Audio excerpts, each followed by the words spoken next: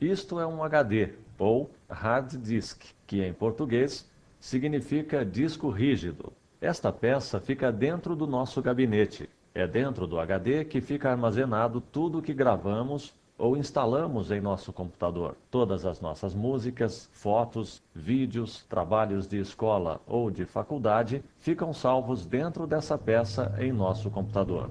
Particionar um HD significa dividir o HD. Podemos dividir o nosso HD em duas ou mais partes. Esta seria a parte 1, ou partição 1, e esta seria a parte 2, ou partição 2. Podemos particionar o HD em 3 partes se desejarmos. Então, esta poderia ser a partição 1, esta a partição 2 e esta a partição 3. Particionamos o HD apenas para organizar as nossas informações. Na partição 1, podemos deixar todos os programas que instalamos no computador, como o Windows XP, o Word, o Excel, Photoshop, entre outros. E na outra partição, podemos colocar os nossos arquivos, ou seja, nossas músicas, fotos, vídeos e os nossos documentos, por exemplo. Quando fazemos a instalação de um sistema operacional como o Windows XP, por exemplo,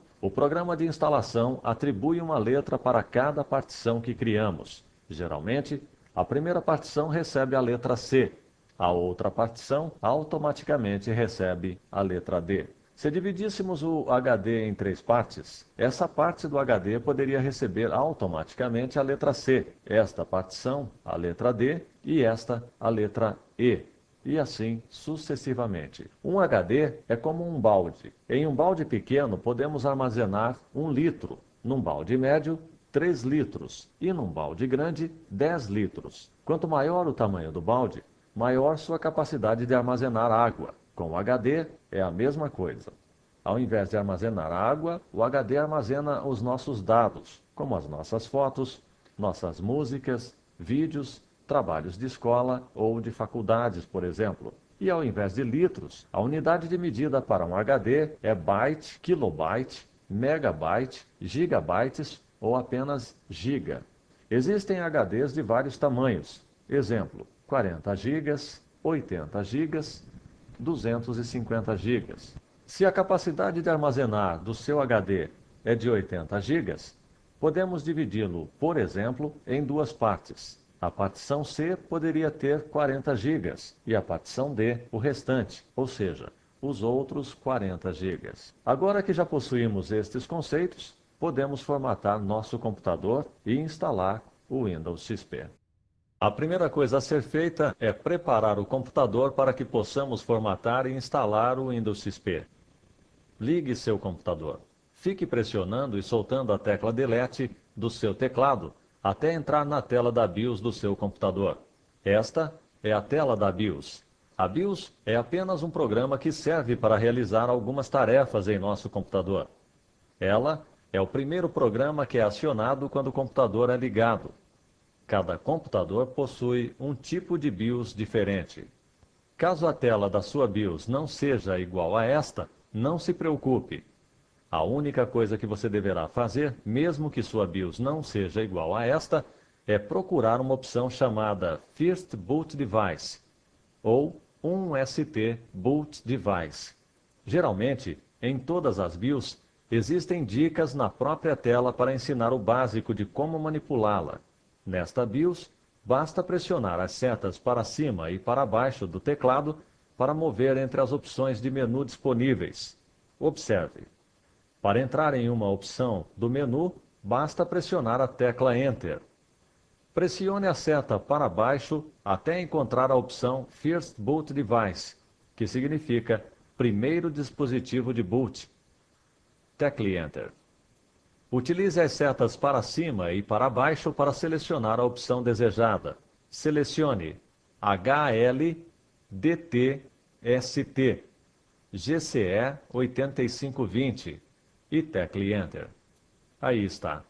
Bem simples, não é mesmo? Vamos explicar em detalhes o que fizemos até agora. GCE 8520 é a marca do nosso aparelho de CD-ROM. Em algumas BIOS, ao invés de aparecer a marca do aparelho, aparece escrito CD-ROM. O que importa é configurar a opção First Boot Device para ser o CD-ROM. Isso significa dar o boot pelo CD-ROM. Em outras palavras, significa que, quando o computador for ligado, a primeira coisa que ele fará é ler o CD que está dentro do aparelho de CD-ROM. Agora insira o CD de instalação do Windows XP dentro do aparelho de CD-ROM do seu computador. Para finalizar, pressione a tecla F10 para salvar as configurações realizadas na BIOS. Tecle Enter para confirmar. Seu computador será reiniciado. Fique atento para pressionar a tecla Enter quando aparecer esta mensagem. Observe que o computador começará a ler o CD de instalação do Windows XP que colocamos no aparelho de CD-ROM e automaticamente iniciará o processo de instalação, conforme pode-se ver nesta tela. Devemos aguardar até que o programa de instalação conclua esta etapa de inicialização.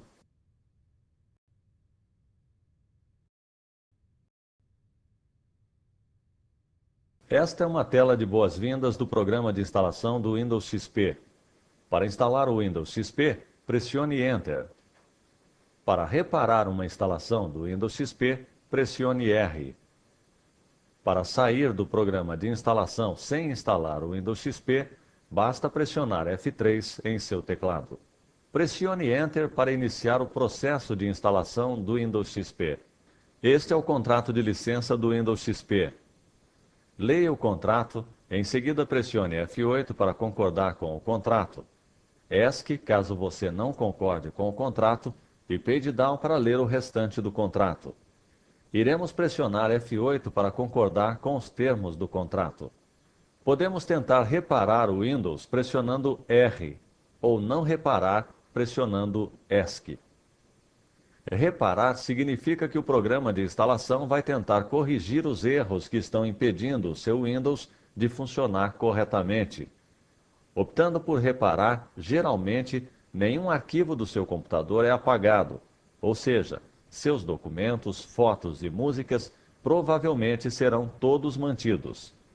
Porém, se existirem vírus no seu computador, se ele estiver lento ou travando, é muito provável que estes problemas permanecerão. Por isso, iremos pressionar ESC para continuar a instalar uma nova cópia do Windows XP, sem tentar reparar o Windows que já existe.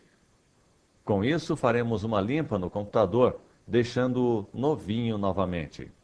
Nesta tela, podemos observar as partições existentes em nosso HD, ou seja, como é que o nosso HD está dividido atualmente.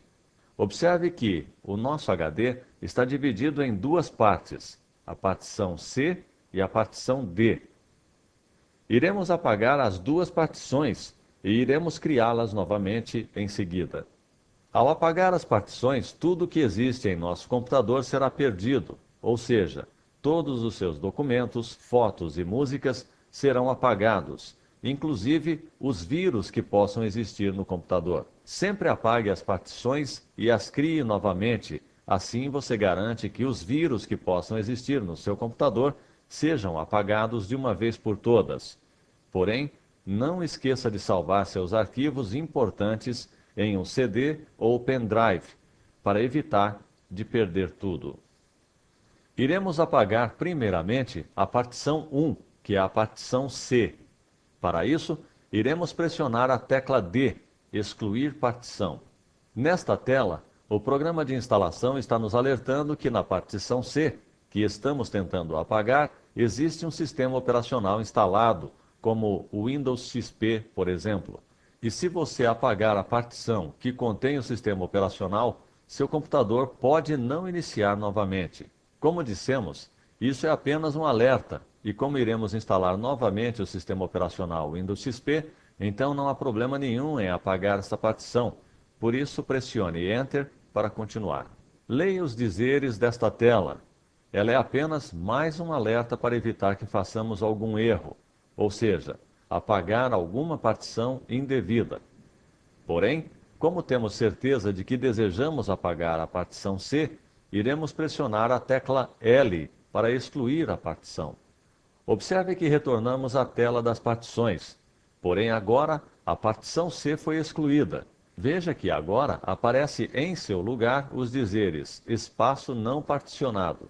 Vamos selecionar agora a partição D. Agora pressione a tecla D para excluir esta partição. Para confirmar a exclusão da partição D, pressione L.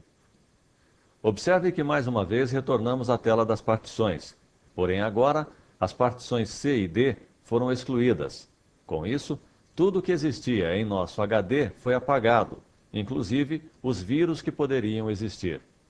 Observe que no lugar das partições C e D, que antes existiam, agora aparece somente os dizeres espaço não particionado.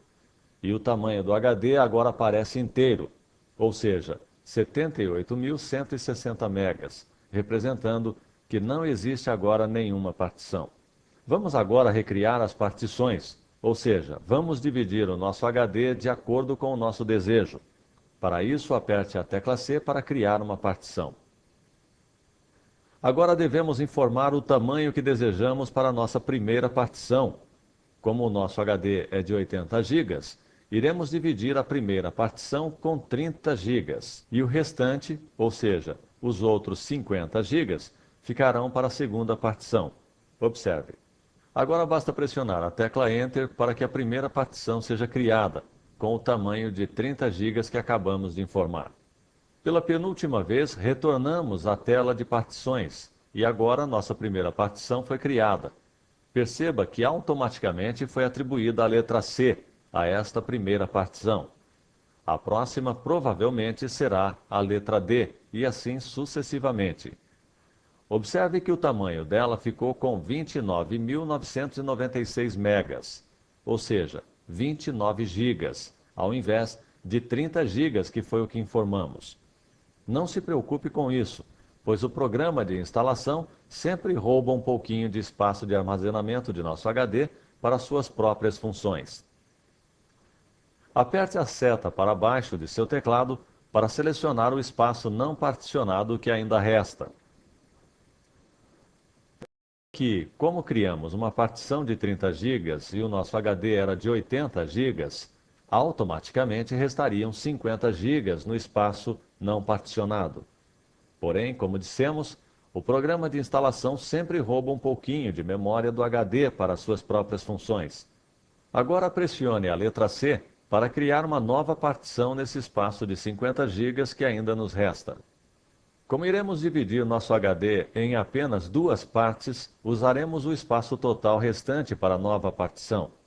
Esta parte do HD será utilizada apenas para guardarmos fotos, músicas, vídeos e documentos importantes. Por isso, a deixamos com maior espaço. Para concluir, pressione Enter para confirmar a criação da segunda partição. Observe que agora temos duas novas partições no HD. A primeira foi atribuída à letra C automaticamente, a qual ficou com 30 GB de espaço para armazenamento, os quais geralmente utilizaremos para instalar programas como o Windows, o Word, Excel, PowerPoint, entre outros. E logo abaixo foi criada a nossa segunda partição, a qual também foi atribuída automaticamente à letra D pelo programa de instalação do Windows XP. Selecione a partição C, a qual será utilizada para instalarmos o Windows XP nela. Poderíamos instalar o Windows XP na partição D, porém não é muito comum e nem recomendado. Agora pressione Enter para instalar o Windows XP nesta partição C.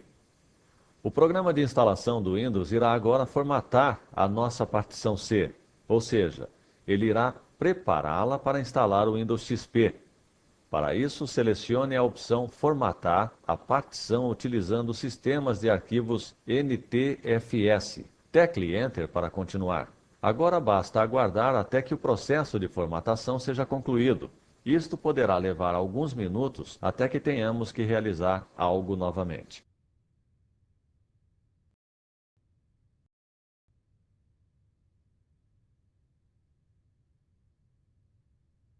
Esta tela ficará parada até que você clique no botão Avançar, para que o processo de instalação do Windows XP possa continuar.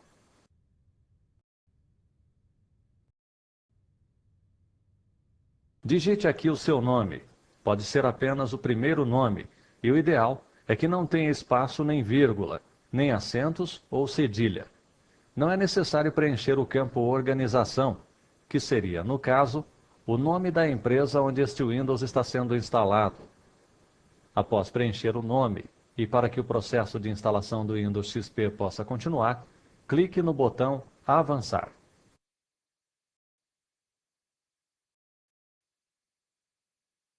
Informe agora o número de série, que em inglês é chamado de Serial Number ou Product Key. Geralmente esse número encontra-se na capa do CD de instalação do Windows XP. Após preencher o número de série corretamente, e para que o processo de instalação do Windows XP possa continuar, clique no botão Avançar.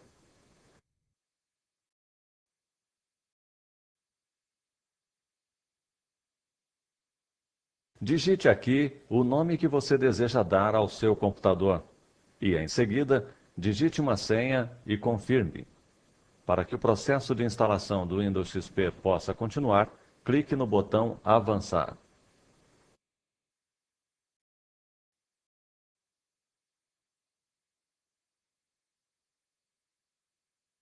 Mesmo que a data ou a hora do seu computador esteja incorreta, se você clicar em Avançar sem corrigi-la, não terá problema algum, pois depois que o Windows XP estiver instalado, você poderá arrumá-la sem maiores problemas.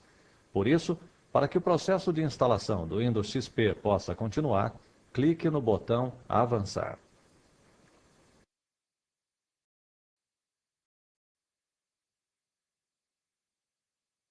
Nesta tela, selecione a opção Configurações típicas.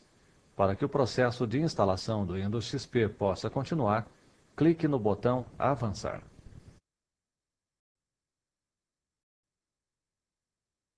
Caso o seu computador esteja conectado a outros computadores, fazendo parte de uma rede de computadores, então você deve indicar qual o nome do grupo de trabalho desta rede.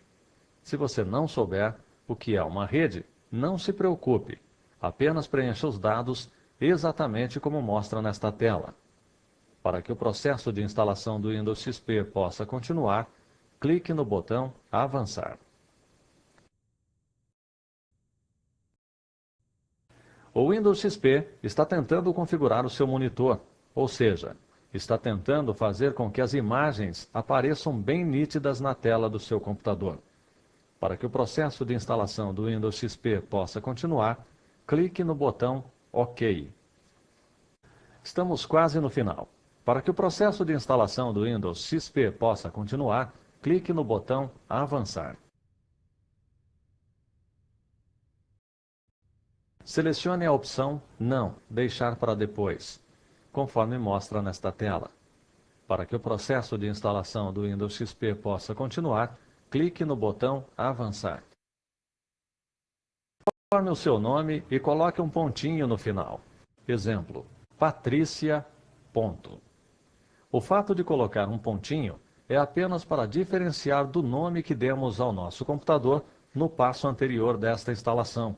Isto se deve, pois o Windows XP não aceita que seja dado o mesmo nome que utilizamos anteriormente. Para que o processo de instalação do Windows XP possa continuar, clique no botão Avançar. Para que o processo de instalação do Windows XP possa continuar, clique no botão Concluir. Parabéns, você acaba de aprender a formatar o seu computador.